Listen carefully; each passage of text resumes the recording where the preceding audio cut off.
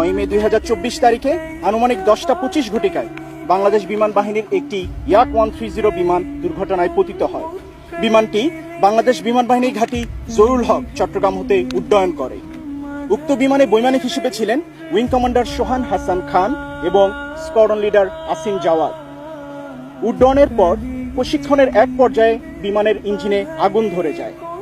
বৈমানিকগণ দক্ষতার সাথে বিমানটিকে দ্রুততার সাথে নিয়ন্ত্রণে আনেন এবং নিরাপদ অবতরণ করার প্রচেষ্টা করেন, কিন্তু বিমানের আগুন নিয়ন্ত্রণের বাইরে চলে যাওয়ায় বৈমানিকগণ যথাসম্ভব জানমালের ক্ষতি এড়িয়ে বিমান হতে জরুরি প্যারাশুটের মাধ্যমে অবতরণ করার সিদ্ধান্ত গ্রহণ করেন।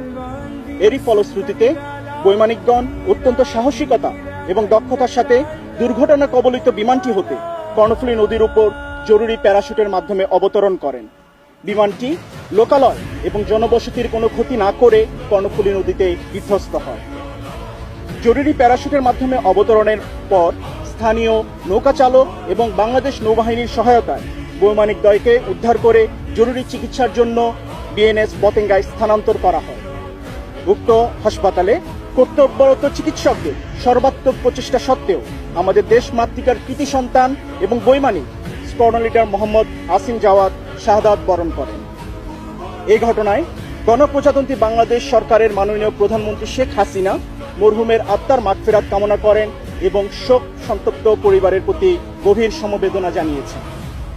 সম্মানিত বিমান বাহিনী প্রধান air chief marshal Sheikh Abdul Hannan, DBP, DUP, NSWC, FWC, PSC মরহুমের আত্মার মাগফিরাত কামনা করেন এবং শোক সন্তপ্ত পরিবারের প্রতি সমবেদনা জ্ঞাপন করেন। দুর্ঘটনায় পতিত বিমানটিকে উদ্ধারের কার্যক্রম বর্তমানে চলমান রয়েছে।